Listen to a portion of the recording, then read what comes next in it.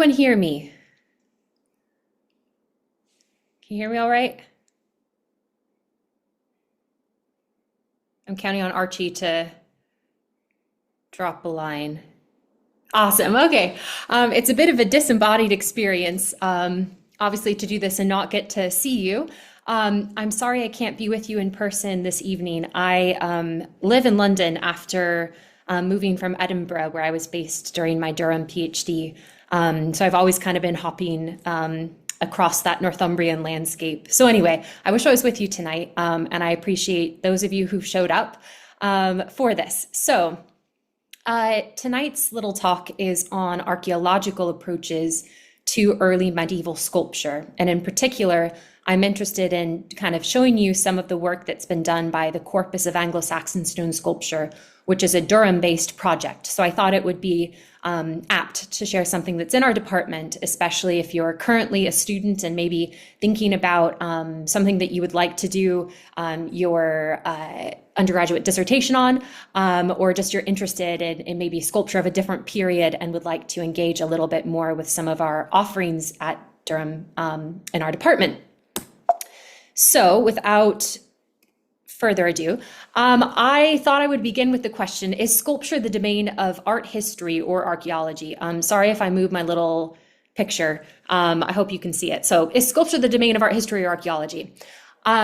I must admit that when I was an undergraduate, I thought that sculpture was mainly kind of engaged with by art historians.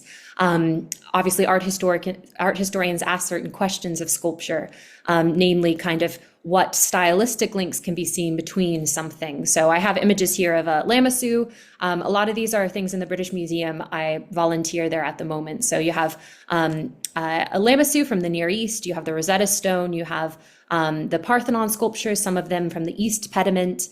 You have Kuhn's modern sculptures, Easter Island, and then a Buddhist from present-day China. A Buddha, not a Buddhist, from present-day China. So the question is yes, art historians do engage with sculpture, and I think most of what we associate with sculpture is art history. Again, is making links between different stylistic elements seen on something, maybe also kind of describing a certain narrative scene and what's going on. So think of some of the kind of sculptural panels from the later Middle Ages, where you'll get, again, complex narrative scenes. So we tend to associate sculpture with that sort of thing. However, as I engaged with during my master's degrees and PhD, sculpture is not just something to be studied by art historians, but it can be done by us as archaeologists as well. And in fact, I think sculpture offers a really nuanced perspective. It's a different sort of archaeological data set. And part of its strength is that it is so multidisciplinary, right? You have to have a knowledge of some art history to engage with it, history, and certainly archaeological context. So I hope you go away from tonight and maybe think about sculpture in a little bit of a different light. Presumably you're archaeologists already, so maybe you've already thought about incorporating sculpture into your studies in some way. But if not, I hope this opens that door. So this is just one last thing before we go into some of the case studies I brought up. This is just to show you to the point that sculpture is not just the domain of art history. Here are three monuments. Two of them are from the early medieval world. That is the time period between around 8600 to 1100. On the far left is the Lichfield Angel, which is presently, that sculpture is on display in the Silk Roads exhibit at the British Museum, which is going on through February. And I'd suggest if you're interested in anything early medieval, you go and see the exhibit itself is somewhat difficultly laid out for the purposes of moving through it, but the actual material is amazing. And it's material from, as it suggests with the name, from the east all the way to the west. So long story short, this is the Lichfield Angel. It's held in Lichfield Cathedral today. It's a famous piece of Anglo-Saxon sculpture. I include it here because it has evidence of pigment. And we have a PhD student at the moment in our department at Durham named Jordan Patrick, who is engaging with pigments and polychromy on sculpture. In the middle is an image of a Pictish cross slab. These are very large, monumental, landscape situated monuments. So this cross slab probably dates to the 9th century, later 8th, 9th century, around the same period as the Lichfield Angel. And it would have been probably quite animately painted, which is also interesting considering its landscape context.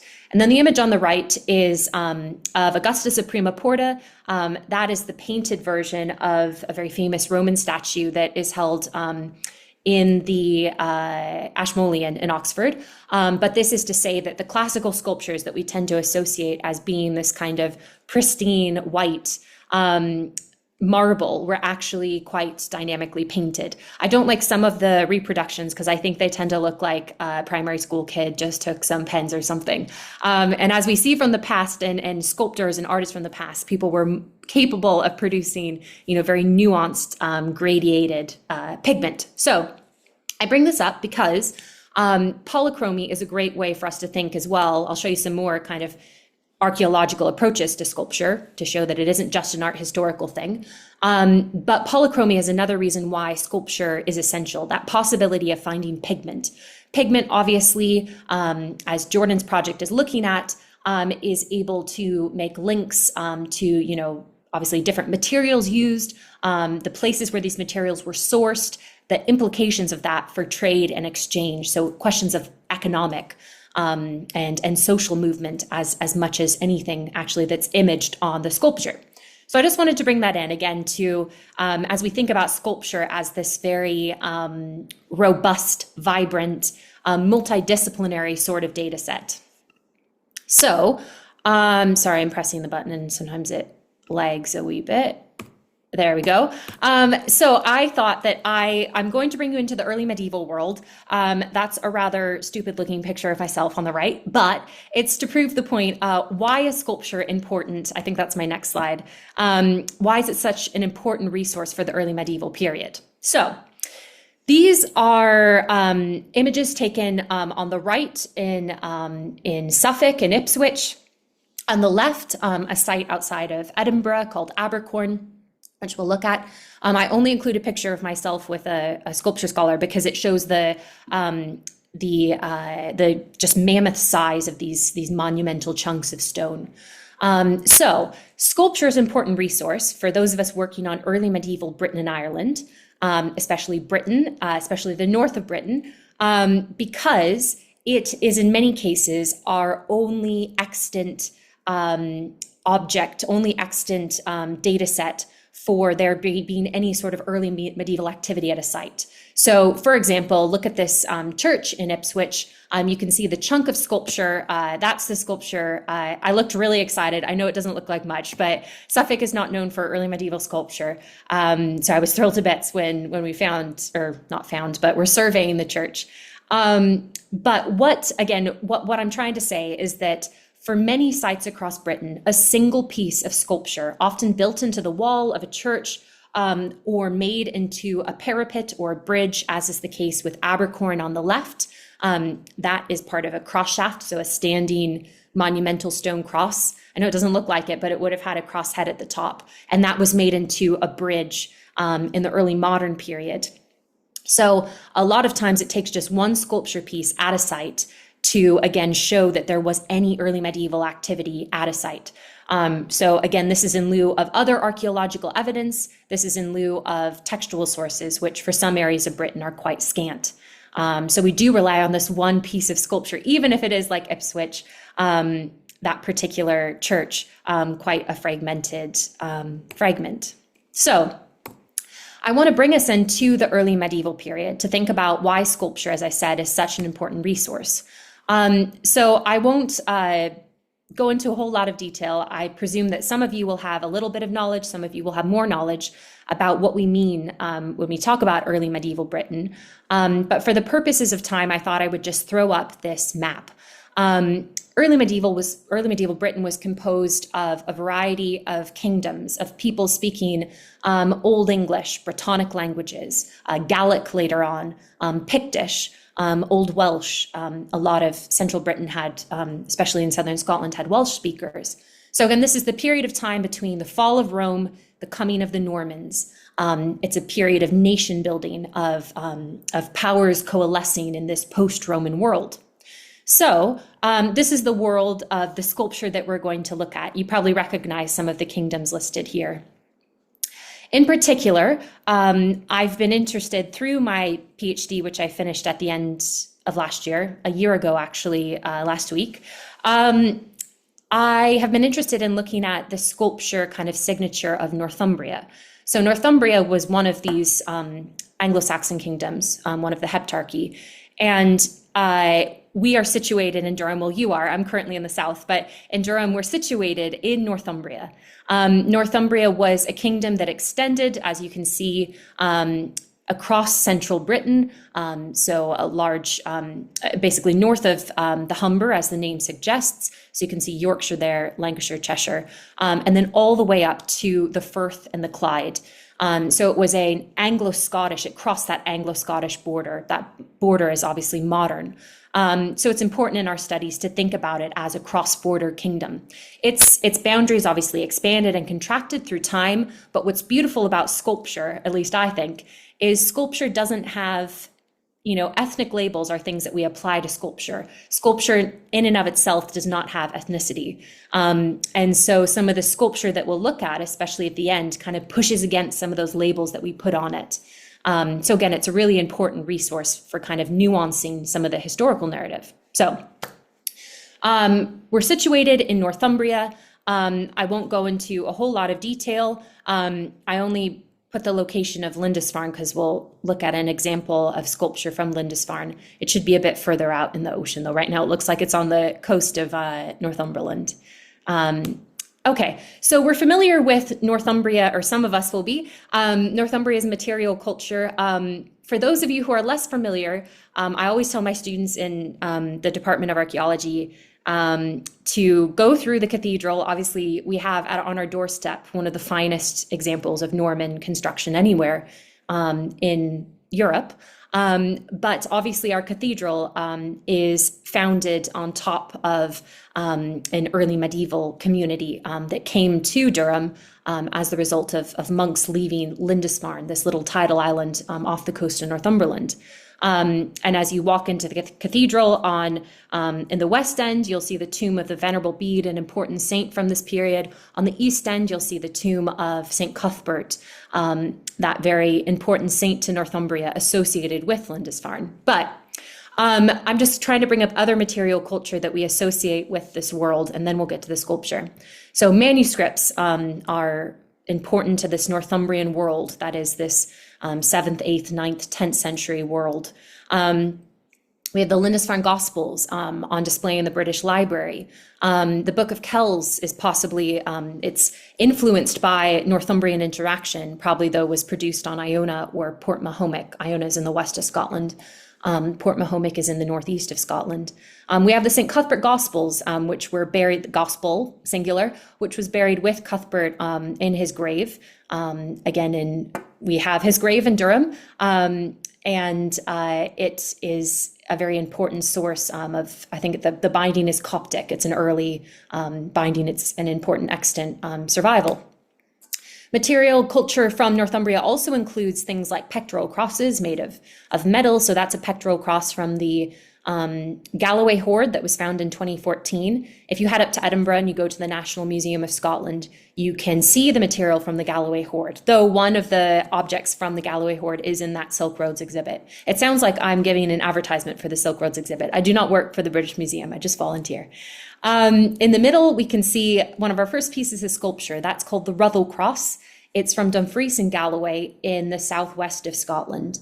Art historians have looked at it because of its intricate figural imagery.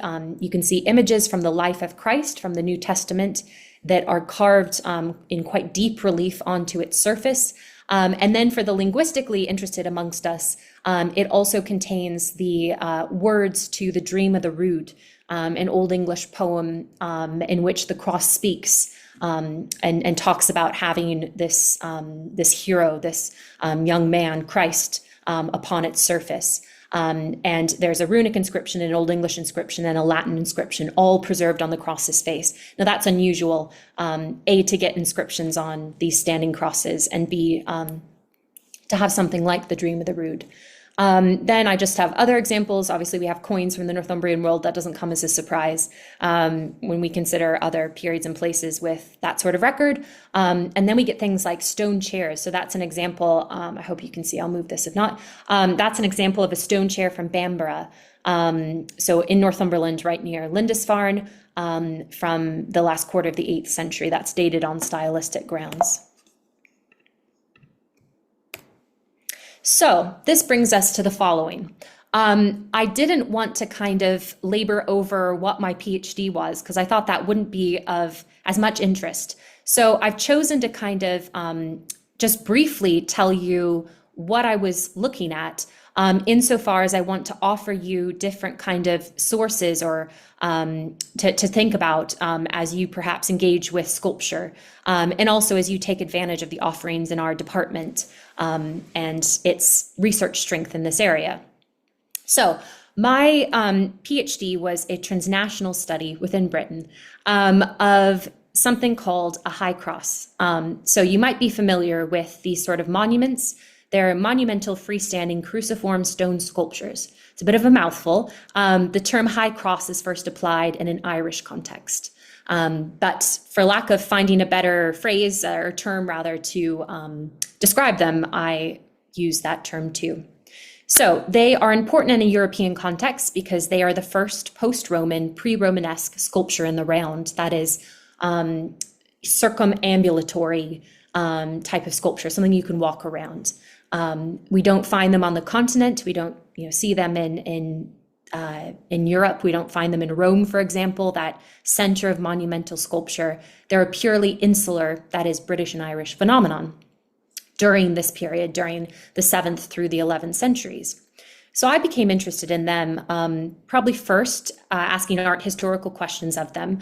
But as time went on, I became really interested in their archaeological contexts and what that can tell us about the communities who commissioned, who made, who used and reused them. So these are just examples of some of the finer, more complete monuments. You have the Kildalton Cross on Islay and Argyll in the west of Scotland. You have a standing cross at Nevern in Pembrokeshire. So the Kildalton Cross is probably 8th century. The Nevern Cross is probably later 10th or later 10th, mid to later 10th century. You have a cross from Lanhydrock in Cornwall. That's probably later 10th, 11th century. But most of what my PhD was on, because my accompanying catalog was every single fragment of these things, and most of them are just fragments. They're really busted up pieces. So I was looking at within Britain, there are 2,000 fragments of these things. So most of the material looks like that example from Kingston upon Thames, not far from my house, or that example from Lindisfarne. And those are both parts of a cross shaft. So that's obviously just the lower component, the kind of tree trunk, if you will, of the monument that then supports the cross head. So I was interested in the fact that there are shared phenomena. As you see here, these monuments come to us from different periods of time in the early Middle Ages. They look very different. The Nevern monument is a completely different sort of beast than the Islay one, but they're a shared tradition, again, on this island. So this is just a distribution map. You can see the nice glow of high crosses in the bounds of Northumbria, where we are in Durham. And this is just to say that there is some bias in the material. The material expresses, obviously, as you can see here, that there are some areas that have been, high crosses have been found in excavation. That's largely, again, within central Britain. That doesn't mean that there aren't fragments to be found in the north of Britain, for example. It's just that there's a dearth of excavation, which is all the reason why it's so important to look at sculpture, again, as this kind of ground evidence, as this surface evidence in lieu of excavation. There are many cross components up here in Scotland, but again, they're built in, fragments are built into the walls of churches, of farmyard walls, etc. A different topic entirely would be, why are they fragmented? And the short answer is iconoclasm, not just because of the Reformation, but also during the Norman period. So I said that I wanted to kind of give you something so that you can maybe learn a little bit more about early medieval sculpture. If you're working on a project of sculpture from a different period, maybe this can be of interest. Maybe there's some transferable kind of toolkits.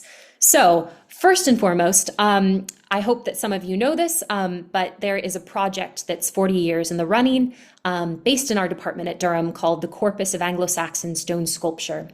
It was founded with its first volume published in 1984 by Professor Dame Rosemary Cramp, who sadly passed away almost 2 years ago now. She was our first female professor at Durham, and a legend in our department. So she started this project to catalog every extant, that is every surviving piece of early medieval sculpture in the bounds of England. And the project is very much coming to its close. It's led now by Professor Sarah Semple, also of our department, and she works alongside a series of academics from universities throughout the UK, and then the main editor of the Corpus, Dr. Derek Craig, whose office is down below in the basement, and who is a storehouse of knowledge for this topic. So the importance of CASSS is that it's cataloged all of this material, making it accessible to archaeologists, to art historians, to historians. Wales, under Nancy Edwards, who was a student of Professor Cramp's, the Welsh corpus also exists for early medieval sculpture. And unfortunately, in contrast, Scotland does not have a modern corpus of material. Scotland's last stab at this was being flippant. Last offering was in 1903, because it's an extremely good volume. It's called the Early Christian Monuments of Scotland. But 1903 is quite a while ago. And as you'll see with the example from Lindisfarne, new sculpture is found over the years. So even Professor Cramp's first volumes, published in 1984, 1988, have new material that can be added to them. So I wanted to show you, for an example, the Corpus of Anglo-Saxon Stone Sculpture is a series of volumes. They're by region, so the first volume deals with Northumberland and County Durham. That's the one published in 84. So if you pull it from the shelf, you can see anything associated early medieval sculpture-wise with Durham, with Chesterley Street, etc. And likewise, I included a link on that other slide. You can access the corpus online. So if you're interested in, maybe you're from Norfolk and you want to see, there's very little sculpture there. I shouldn't have chosen Norfolk. That volume hasn't come out yet. Maybe you are from Cumberland, Cumbria rather, and you're interested in seeing the sculpture that is around where you're from.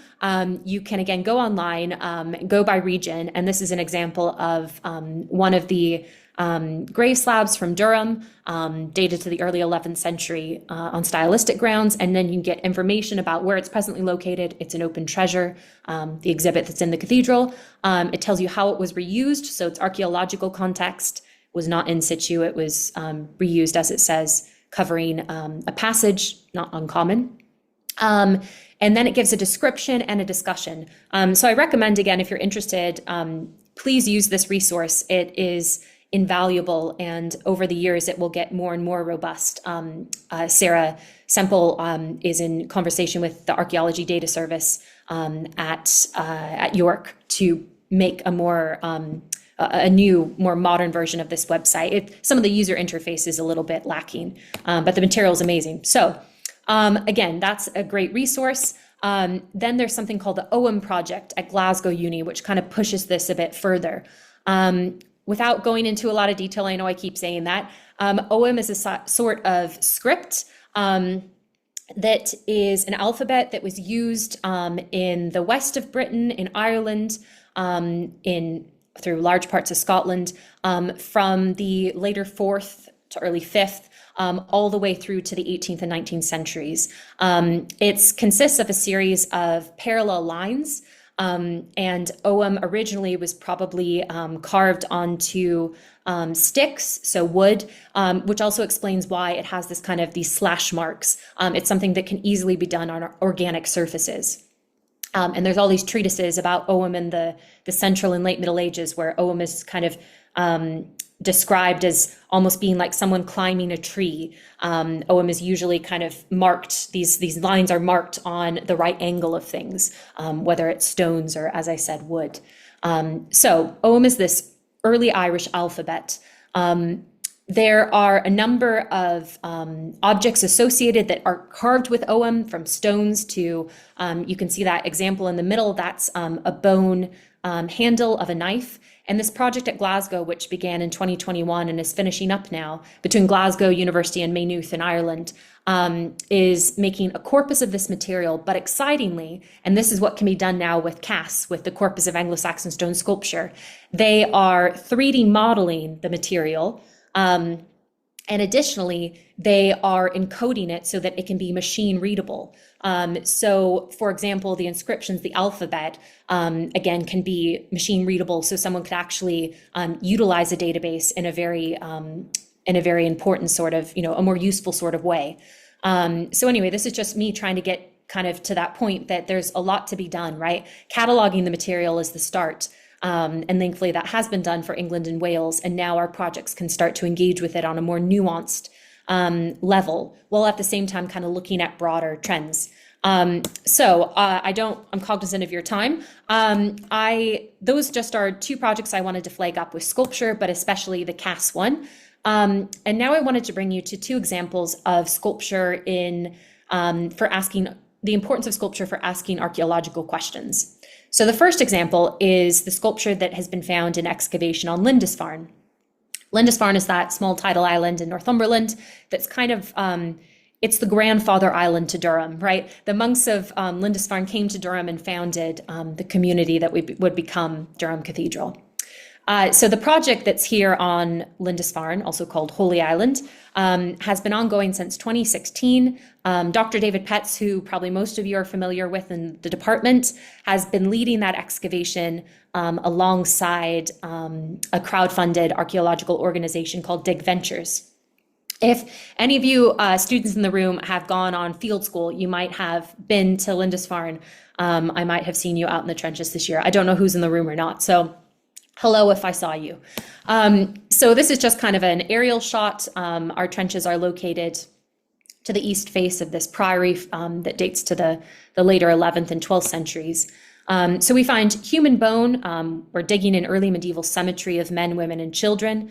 We find hundreds and thousands of these white quartz pebbles, which line the graves. We find other small finds, coins, glass gaming piece, a whole host of things. But for the purposes of this discussion, we find sculpture. So here's some pictures of the folks who have found sculpture that's come up in our trenches. It's the first time sculpture has been found in excavated contexts. The material that was found in the 1920s on Holy Island, which is most of what's in the museum, the sculpture, was all kind of surface survivals, things kicking about around the church rather than actually dug up from the earth. Note, though, that the bottom left is not an early medieval sculpture. It's just someone having a bit of fun. So anyway, these are some pictures. This just says, can you spot the sculpture? You can see that bit of sculpture is coming up. It's inscribed. It's coming up from the ground. That's part of something called a namestone. So this is what that's part of. These things, that's a more complete version on the right-hand side. These are slabs. They're called namestones. They contain the names of men and women who lived on Holy Island or were associated with Holy Island. They're quite small. They're usually about kind of 1.5 feet in length. They have these round tops. They're a bit like books, so we can imagine their kind of affective quality. This stone in particular on the left was found in excavated, disturbed, rubbly layers context. It's called the Ithfrith stone because it has an Old English tested name, Ithfrith, on either side of this central cross. And I just include that example on the right of a more complete one so you can see it. Additionally, there's this kind of inset, like kind of circular feature in the middle that probably held some sort of inset of glass or metal or a relic or something. So many comparisons can be drawn between these little objects and manuscript pages. There's an example of a sacramentary from the first quarter of the 8th century. That gives us a nice date for the date of that namestone fragment. Our namestones found in excavation are also really interesting because they contain evidence for pigment that's being analyzed. Also, this one, it's the Envulf stone, Nvulf, beautiful bookhand. It dates to the first quarter, first half of the 8th century AD. It has these two lovely parallel incised lines, which I think would have either kind of been laid out for additional carving to be added, or possibly they would have had painted inscription. And it's a bit like the kind of pricking and ruling you see in medieval manuscripts. That's an example from the Aberdeen Bestiary.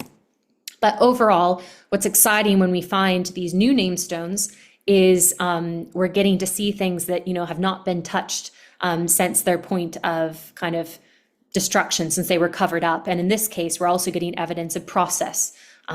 It seems to be that these namestones are made with the cross first and then the inscriptions added after.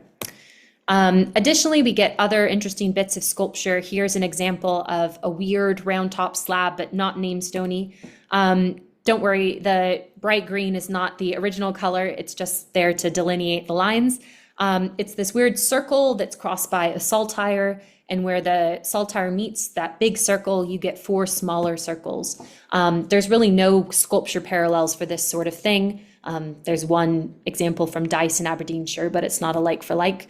Manuscripts can kind of give us some parallels. Maybe this is someone who's kind of almost using the stone as a trial piece, testing out a design, or more likely, I think it's actually that the hasty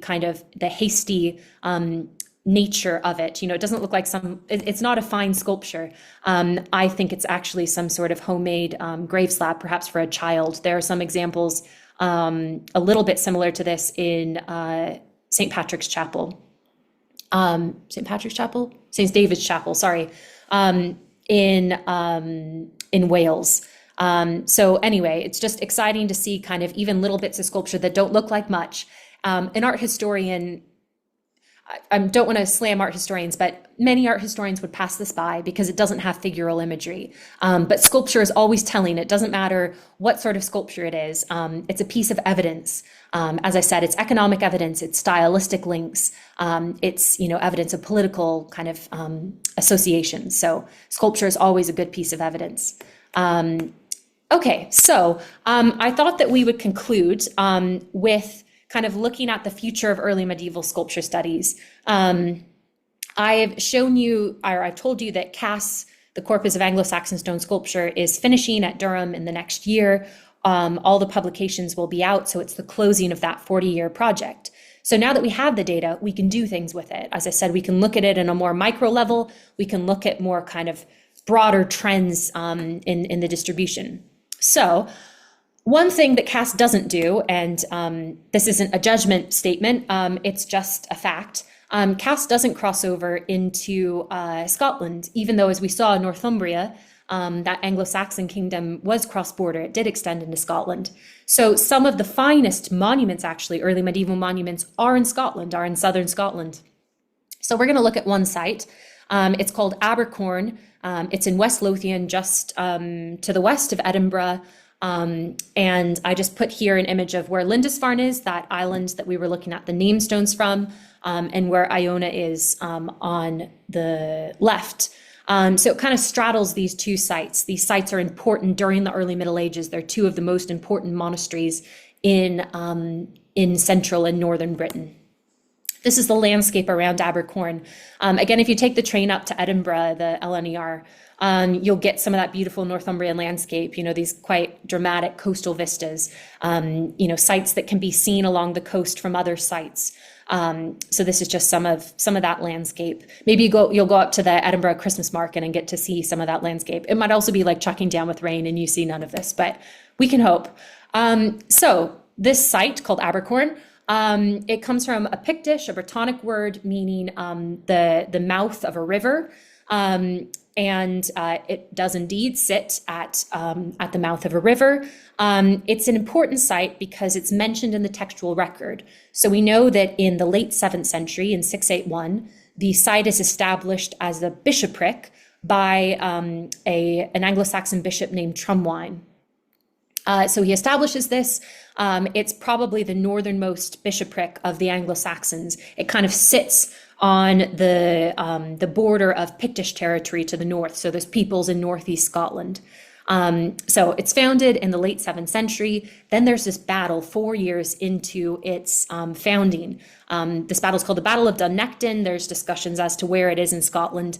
But in conclusion, the Picts emerge victorious, and the Northumbrians basically crawl out in, vanquished.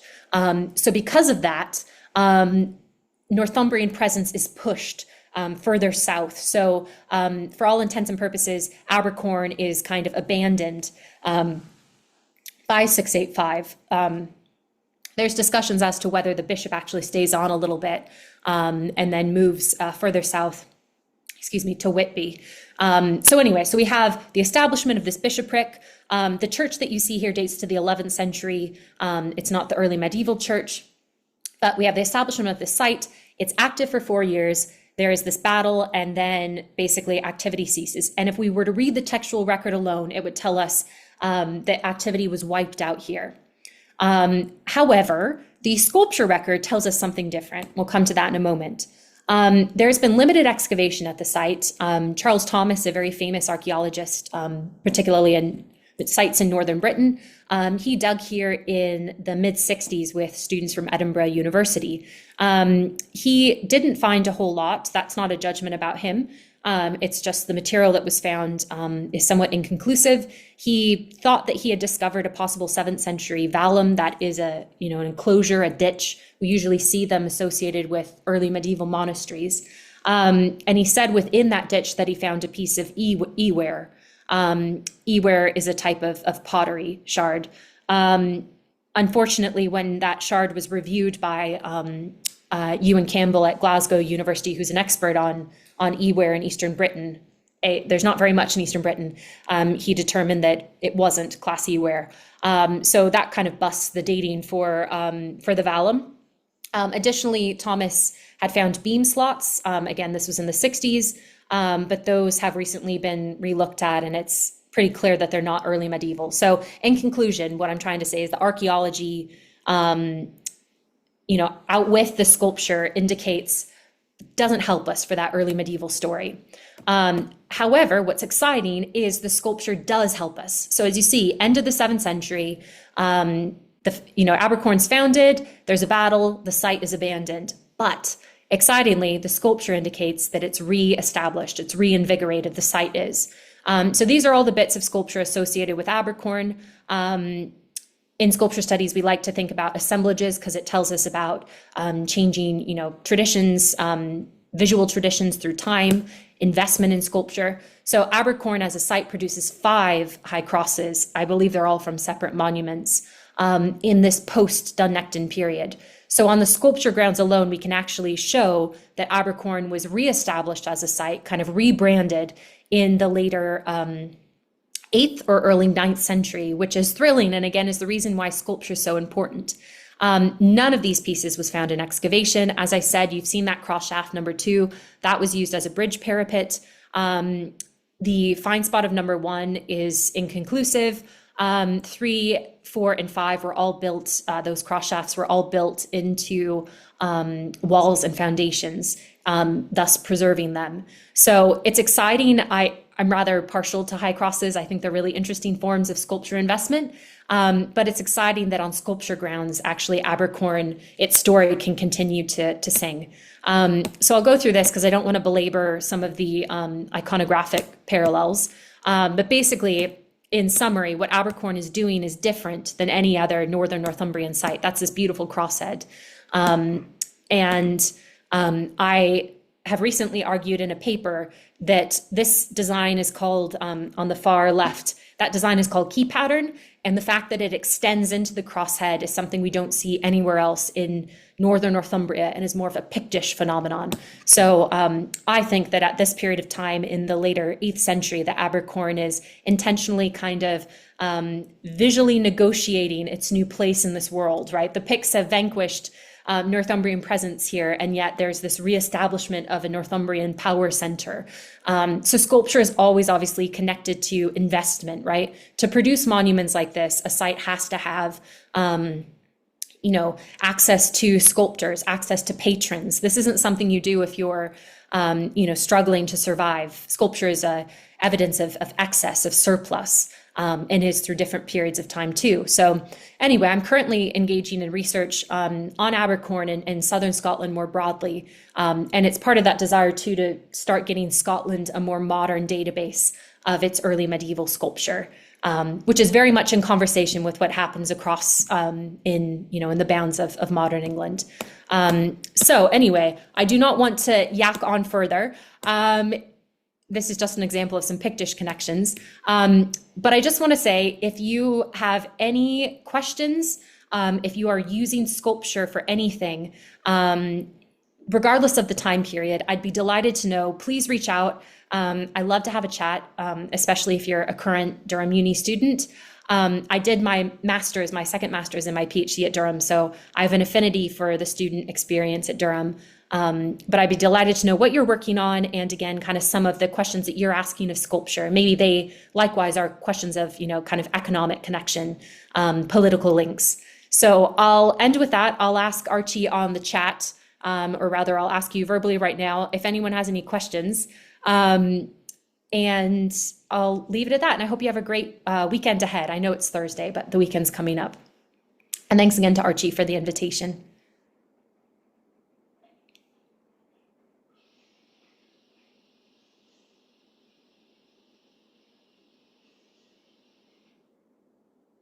And I'll just wait until, there we go. I wait with bated breath. And sorry if you hear noises in the background. My washer is on.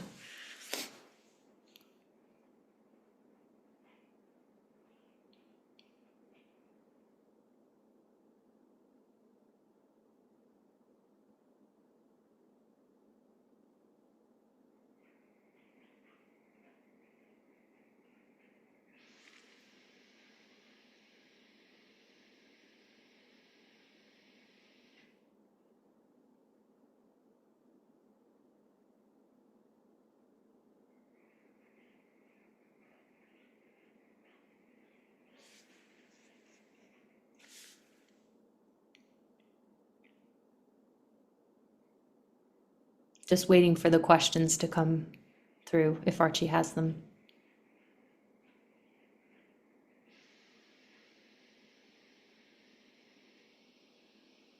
What kind of influence Scandinavian art might have had on sculpture? Certainly. So the sculpture, obviously early medieval sculpture is a combination of different influences. In the 9th, the 10th, and 11th centuries, you'll get Scandinavian influence. Scandinavian iconographic, visual repertoire very profoundly influenced British sculpture. And interestingly, during my PhD, I was quite drawn to the fact that there's this uptick, this burst in production of high crosses during that Viking age. So the Vikings very much took on a form that was here in Britain and Ireland before, and then took it to new heights. So certainly, there's certain, as I said, compositions that are viewed as kind of Scandinavian. In sculpture, in particular, you'll start to see during that period patrons kind of imaged on sculpture itself. So you'll get more kind of secular figures. I'm thinking of Sockburn, some of the examples from Yorkshire, County Durham. So art historians have engaged with that quite a bit. Some of the Viking Age iconography, whether certain kind of scenes from mythology are then Christianized. There's a lot of discussion at the moment on that. Yes, that could be its own talk.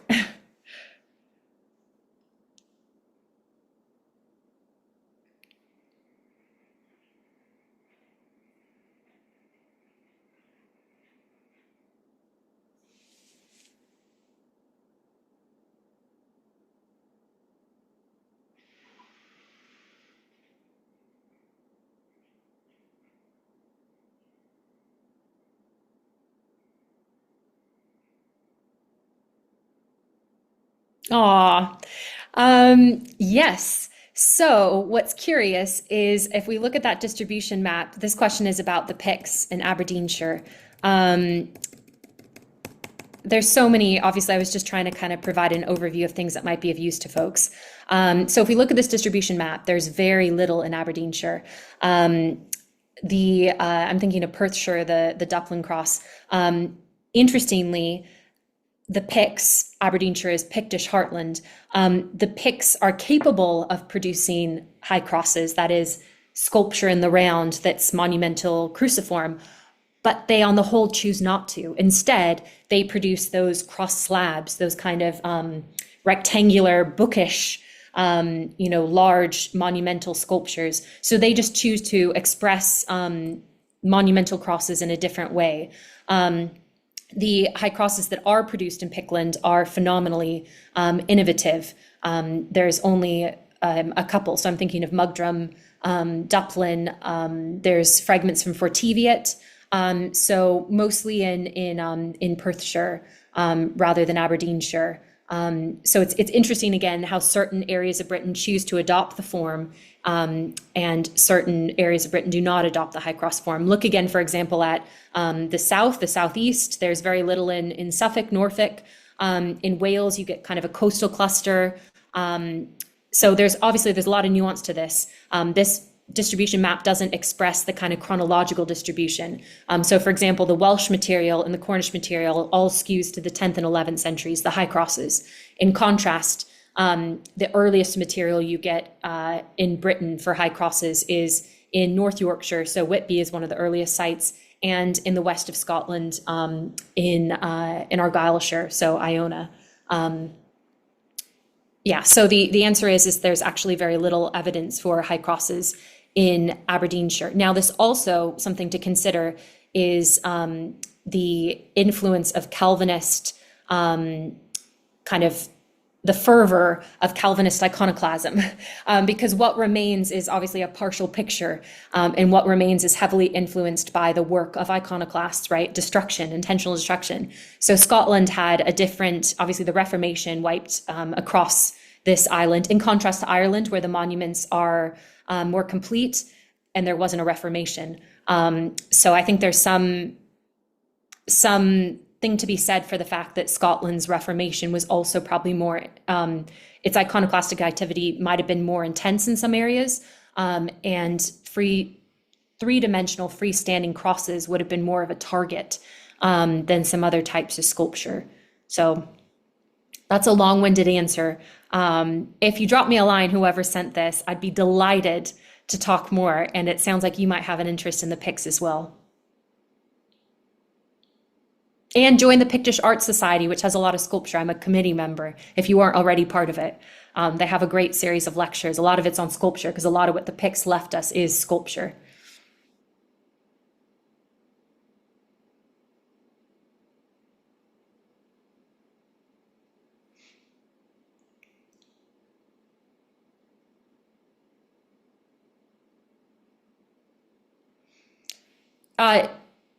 So this is with regards to Scotland, right? Yes, certainly in southern Scotland, you find them built a lot of reuse in buildings. Yes, however, if you look at like the 1903 early Christian monuments of Scotland, there just really is a dearth of that, of high crosses in Aberdeenshire. So I think it's a real phenomena of what's left in the archaeological record. But this is also why, to that point, Scotland needs a modern corpus of early medieval sculpture to go through and systematically catalog, right? And to revisit sites to look at, things built in, reuse, sculpture bits built into walls. So it's somewhat unsatisfactory, the answer, but I certainly think when more work is done, more will come to the front.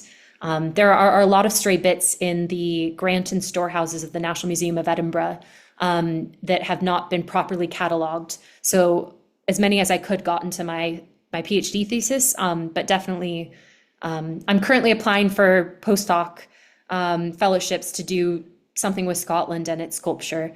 So hopefully that will be either done by myself or other people or someone else in the future. Someone needs to do it.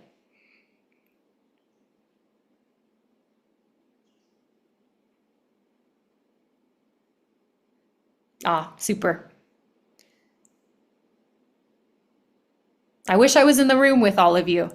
It would make it more interesting than just talking to my washing machine.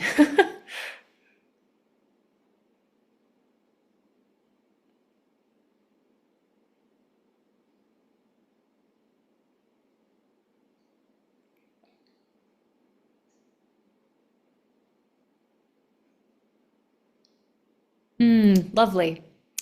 That's a beautiful question to end with because it deals with the human side of these things. The question is what kind of tools were used to make monuments like high crosses? So I am not a sculptor myself. However, there is a sculptor in Aberdeenshire, in fact, named David McGovern, who's part of the Pictish Art Society. I can send a link to whoever wrote this if they want to learn more. And he does reproductions of Pictish monuments. He carves them. Beautiful, beautiful cross slabs. And talking with him is fascinating because he thinks about the practicality of producing these things, right? Whether things were made, people were on scaffolds, how they would have carved a certain type of interlace. So one can envision, metal tools, obviously, that are still in use today I'm thinking of stonemasons on cathedrals. But then also depending on the medium and how, how carvable the stone is. So for example, sandstone takes obviously marks. It's a much softer stone than, for example, a gray whack, which is really hard to carve into. Gray whack is a type of stone found in southwest Scotland, which is also interesting if you were to put this distribution map over stone sourcing, right? What sorts of stone, raw stone is in these areas? That would help kind of illumine some patterns. So the answer is different sorts of chisels. David McGovern can talk a lot about what sort of chisel is needed for a very fine kind of interlace versus a figural carving. And he'll also talk about kind of, I feel like I'm not well placed to answer that, unlike him, about the angle at which you have to strike the stone. So I would just recommend whoever asked that question, please drop me a line if you would. I can send you a link to David McGovern's work and a little bit more detail on this question because it hits home at, all these monuments are made by people and we can never separate them from the people who made them. Even though I think sometimes art historians, I'm not trying to speak badly of art historians, but can kind of separate the human element of construction. And also note when you talked about what kinds of tools were used, this is a good example because the little figure here, this is a bird. It has this drilled eye inset. And at Aberlady, near this site, near Abercorn, there is a cross-shaft fragment that has been proven to have tin inlay in this inset. So probably it would have had some sort of kind of metal or stone or glass that would have lain inside of that inset, that drilled inset. So it would have contributed to kind of this animate quality to the statues. You can imagine walking past something like this, with the glow of a candle outside at different, times of the day. They would have been much more animate sculptures. They look kind of flat these days. So that's just to point out, drilling that's involved in that. But if you want the particulars of certain,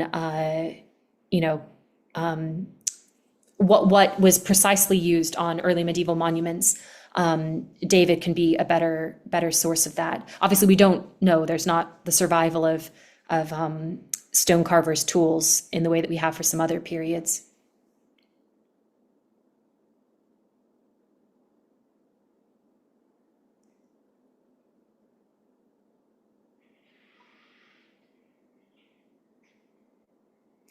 Thank you very much. It's been a pleasure to be with you. And I hope next time, if I get to come back, that I'll get to be in person with you. Thanks, Archie, for organizing this. And thanks all for showing up. And please drop me a line. I genuinely mean it. Even if you just want to chat about your research. I feel quite separated from Durham these days, which is not good. So I'd love to hear about what you're doing. And if you make it to London and you're walking through the British Museum, drop me a line. I'd be delighted to meet you there. Anyway, thanks very much. Take care.